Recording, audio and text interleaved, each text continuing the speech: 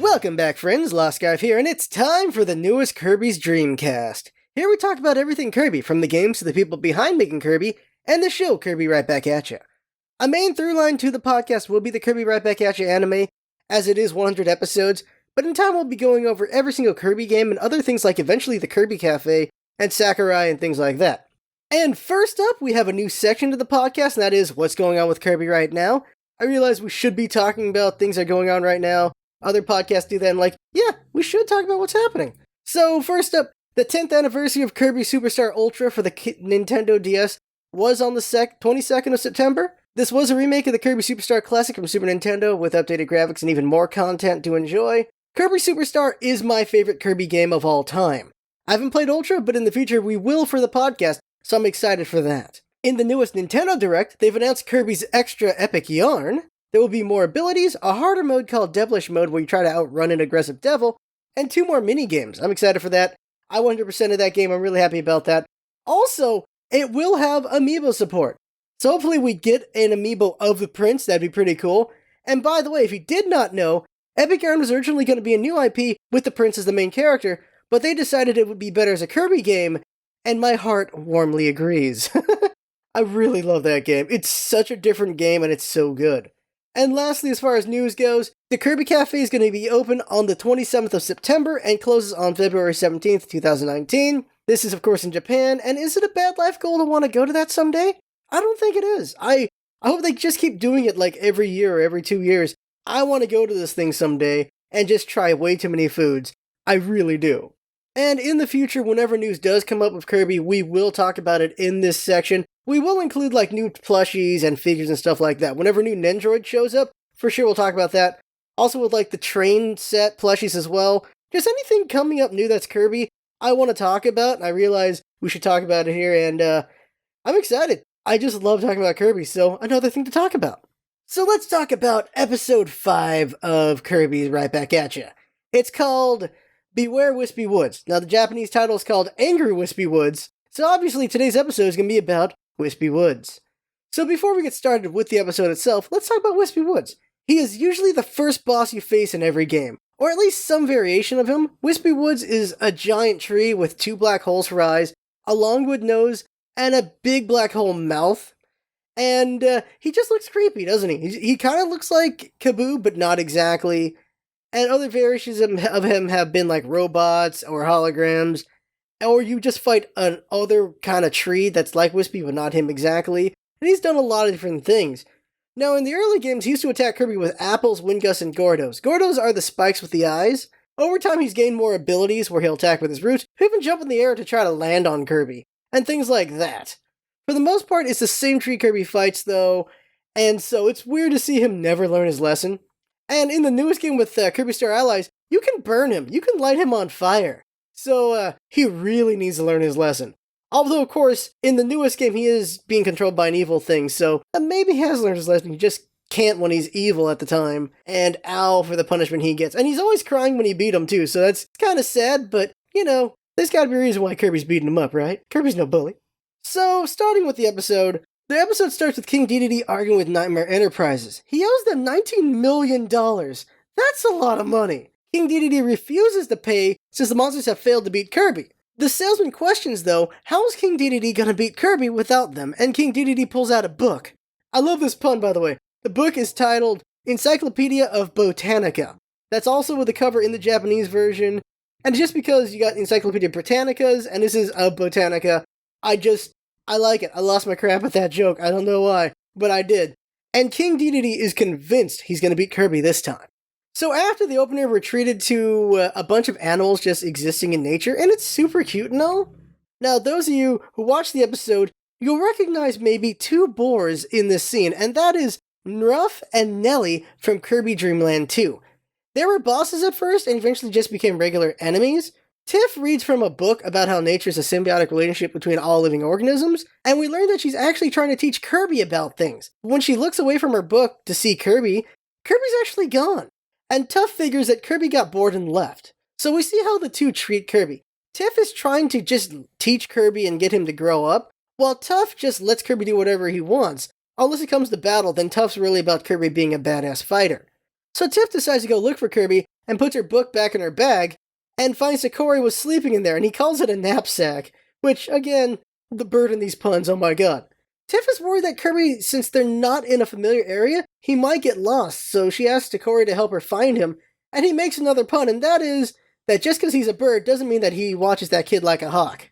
So many puns! I love it so much.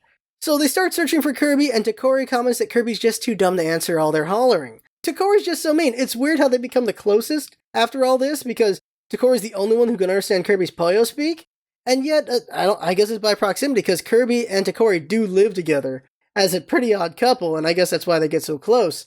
But just, wow, he's so mean.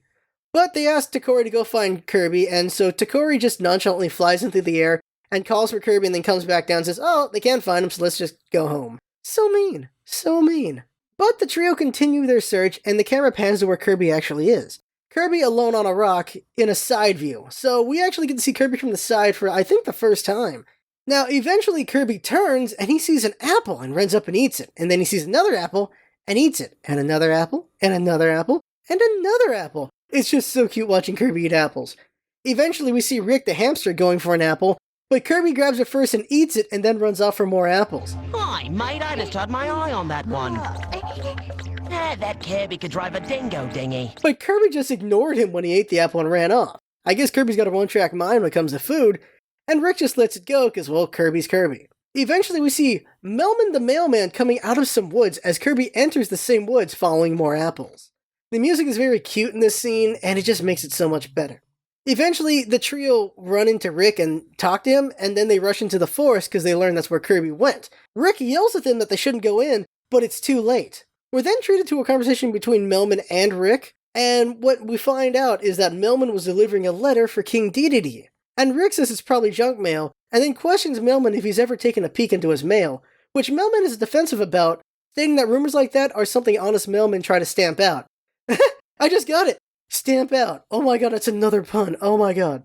Now, interestingly, in the Japanese version, Rick is supposed to be hinting that the woods are bad to go into, and so in the English version he just says don't go in there, but they don't hear him. Japanese version, he straight up says, it's kind of amazing that Mailman was able to get out of those woods so well, and Mailman's like, well, if he wasn't any good as a mailman, then he wouldn't be able to get out of there. And so that's another way to hint that those woods are not good news. Also in the Japanese version, just aside, Rick is like way more innocent in that, and he thinks it's a love letter from King Dedede. He's like, oh, it must be a love letter. It's like, huh, interesting.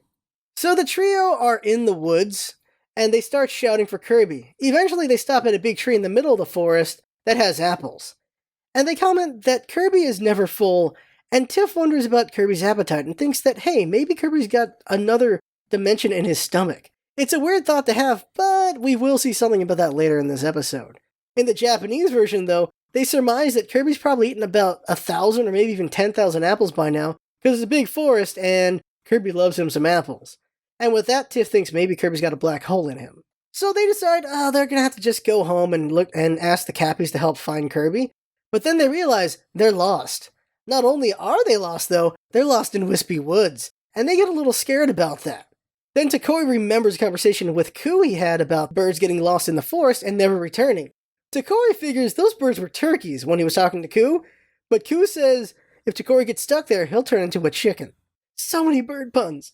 Tokori is totally freaked out, but Tiff and Tuff make him fly out into the sky to find a way out because Tokori is their best chance to find the way out.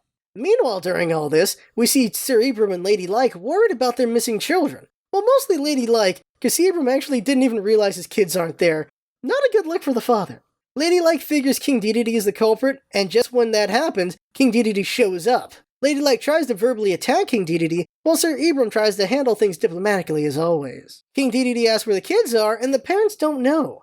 Escargoon says they probably shouldn't be worried unless the kids are lost in the woods, which then leads to King Dedede and Escargoon sharing a knowing laugh together. This scene is just here to show us that the bad guys know what they're doing, and we're checking just to make sure that it's working.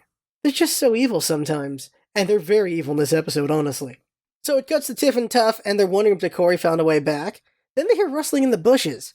At first the kids are scared, but then they decide to fight back because that's just the kind of kids they are. Tuff picks up a branch, and then the hidden figure appears, and bam! Tuff lunges and hits it with a stick, but of course it's Kirby. And ouch. Now, of course, at first they feel bad, but then they berate Kirby for scaring them like that. Kirby feels bad and burps an apple breath, then everyone just laughs. And it's very cute. Extremely cute, holy crap.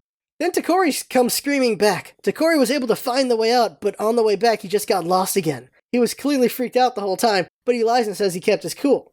When Tef says maybe he'll have better luck in the morning, Takori freaks out and just says no, he ain't going out again. Which leads to Tiff actually barking like a chicken, deciding they better make camp. Just straight up mocks him. Conveniently though, the kids have a tent and sleeping bags in their backpack, so they're pretty prepared. Another funny thing is, Takori says if they start telling ghost stories, he's out. So they sit under that big apple tree that they've been at, and they make a fire and set up a tent under it. Tuff comments that it'd be great if they had something to roast on the fire. And Kirby straight up looks at Takori and says Poyo with a hungry look on his face. Now here's the thing, the Japanese version is even worse. Kirby straight up says, barbecue. Right at Takori. Takori of course gets scared and hides from Kirby. Everyone then has a laugh saying Kirby wants to have a friend for dinner. Oh my god. But then the camera pans up and we see leaves burning from the heat of the campfire. Then an ominous voice says to put out the fire. Put out your fire. It scares the group, but they can't find the source. The voice says it knows why they came, and a bunch of tentacle tree roots come out of the ground. This ain't gonna go well. Takori tries to fly away and gets slapped down by a root. The roots destroy the tent and make a circle around them and the tree. Then the tree shakes, and it's time for nightmares. A swirl appears on the tree and eventually a face appears. It's Whispy Woods! The kids are shocked and they mention his name, and then Takori asks Whispy not to hurt him because he's not a woodpecker. So many bird jokes. But Whispy Woods accuses them of coming to destroy him. They're confused as to why he would think that. He says a friend told him they would come to destroy him. The kids protest, but Whispy cites the fire as proof they're there to kill him. Tiff, being the daughter of Cerebrum, tries to diplomatically defuse the situation. She tries to start over and introduce herself and the others, but Whispy will have none of this. Whispy grows bigger and angrier over how many of his kind have fallen to fires like the one they made. This is a very angry Smokey the Bear commercial, like holy crap. Takori decides to threaten Whispy with a burning stick, but this only angers Whispy more, and he buries them in apples. He does this while saying, "Behold the fruit of your folly," because oh my god. How many dads wrote for this show? I need to know, because oh my god. So they all try to avoid the pylon of apples, and it takes Tiff and Tuff to tell Kirby that he should try to suck up the apples. But Kirby gets overwhelmed the second he opens up his mouth, so he can't even try. So the four are buried in apples and Tiff tries to find Kirby, but then King Dedede shows up so she quiets them down. So they laugh about this apple trail trap they set up for Kirby that led him into an avalanche. Yep, they went there. Avalanche. Now, I really appreciate the setup for this scene because it shows that they really just showed the hints and just planned it out. Because Whispy Woods thanks King Dedede for writing a letter to warn Whispy about Kirby and his friends coming to destroy him. And we already heard King Dedede mention the apple trail. So Whispy then reveals he's completely defenseless now because he used all of his defenses to take down the four. So with that knowledge, King Dedede pulls out a laser saw! Unsurprisingly, this is a 4-kid censorship and it's just a regular chainsaw in the original. Whispy, being very trusting, asks why King Dedede needs a weapon now that his enemies are conquered. Then Escargoon and King Dedede reveal their plan. They used Melman the Mailman to find Whispy, and gave the warning and laid a trap for Kirby so Whispy could take down Kirby, and be defenseless afterwards for King Dedede to chop down. Whispy asks why, and King Dedede reveals he's gonna cut down the entire force to make room for his development plan. And then King Dedede does the most evil thing he's done yet. He cuts straight through the pile of apples and through Whispy Woods himself. Straight up murders Whispy Woods, and then drives off to chop down more trees. Now when Whispy falls, his loud landing knocks the kids into another part of the woods where they get captured by 3 more trees. Now this is where things get a bit odd. Kirby gets hit and a couple apples fall out of his mouth. The trees ask if any apples are from Whispy, because if they get a Whispy apple, then they can resurrect Whispy. But none of the apples Kirby spit out are Whispy apples. But how is that the fact? Yes, Kirby has eaten potentially 10,000 apples today, but the most recent ones that fell in his mouth were Whispy apples. But somehow these aren't Whispy apples when Kirby coughs up a bunch of apples. So they can't resurrect Whispy Woods just yet. So the trees decide to get revenge on Kirby and attack Kirby because, well, he's responsible for their king getting killed. But before their tentacles can do anything, King Dedede shows up and kills the 3 trees and captures everyone into his tank. Next up, we get to watch a complete genocide. The entire Whispy Kingdom gets destroyed by King Dedede, 1 tree at a time. Every single tree gets cut down by King Dedede. We watch the whole thing, and some of the trees even scream their last gasp as they die. This is the darkest freaking episode so far, and we're only at episode 5. Holy crap. Just holy crap. Now, I talk about the music almost every episode, and this episode is no exception. My problem with the music of the original Japanese version is how passive and nonchalant the music can be. King Dedede straight up murders Whispy Woods to the most boring and uninterested music.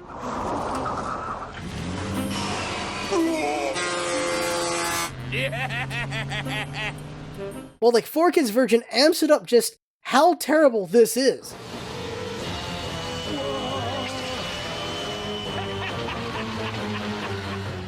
In the Japanese version, the music is a passive character to the point that it kind of takes away from what's going on. But thankfully, the 4Kids version is much more active as a character and enhances the experience, and I appreciate that a lot. Say what you will about 4Kids, I think they just did a great job with their music when it comes to Kirby Right Back at You. Now, as King Dedede cuts down the last of the forest, we see the citizens of Cappy Town watching and wondering what King Dedede's plans are. Chief Bookham says this would be a great place for a prison. Another mentions that maybe King Dedede is building affordable housing. Yeah, okay, affordable housing, okay. But no, King Dedede drives over and tells them he's building a country club. And then in an instant, we time jump to the country club being built. Waddle Dee labor is amazing. Holy crap. King Dedede has a big celebration, all the Cappies are there, and they're just celebrating the creation of his country club. Escargoon notes that it was paid for by taxpayer money. It's also closed to the public and chemically fertilized. So, wow. The Cappies are clearly not happy about it, and Honey goes up and asks, what did King Dedede do with Whispy? And King Dedede straight up says, they chopped him down and sprinkled him around the shrubbery. Tiff and Tuff try to protest, and King Dedede straight up has his spear-wielding Waddle Dees surround them. Now, to my surprise, Tiff and Tuff have protest signs in English in both versions. Also in the original version, King Dedede says he straight up burned Whispy's corpse. He didn't even use it, he just burned it. Holy crap. Tiff protests some more and says it's dangerous to wreck nature, but King Dedede doesn't give a double bogey. That's what he says, he doesn't give a double bogey. Oh my god. So with victory in hand, King Dedede goes to make his first shot on his new golf course with Kirby as his golf ball. Kirby just sits there waiting for King Dedede to hit him, and that's a really weird thing, but we kind of see why. So Tiff thinks in her head that Kirby needs to find one of Whispy's apples. Either Kirby is psychically linked to Tiff, or she told him earlier, because now we see Kirby is just sitting there for a reason. Kirby is actually searching inside himself to find a Whispy apple.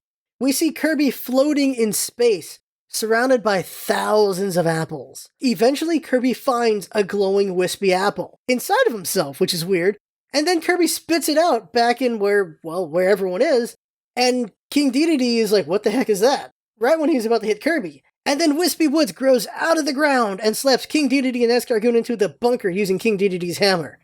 He then drops apples and launches them everywhere to regrow his kingdom. Everyone is happy to see the kingdom restored. And it quickly cuts to the night, and the country club is destroyed, and there's a big forest, and King Dedede and Escargoon are lost in the woods and argue. They split up at first, but then they come back together because, well, they're lost and scared. And we actually see King Dedede cry as the two of them try to find their way out. We then see the kids hanging out happily on Whispy's branches and everyone enjoying apples. The end. So, this is insane! This is totally the darkest episode so far. Sure, the kingdom is restored, but this is all new citizens because Whispy Woods is the only original there.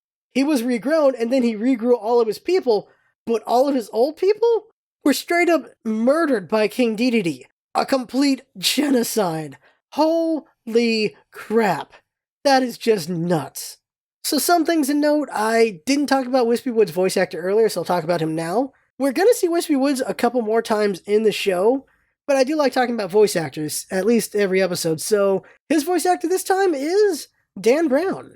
He's also the voice of the salesman, and you might recognize that voice very much because that's also the voice of Yugi Moto and Yami Yugi from Yu-Gi-Oh! Yeah, like the second I realized, like, oh yeah, that is him, wow.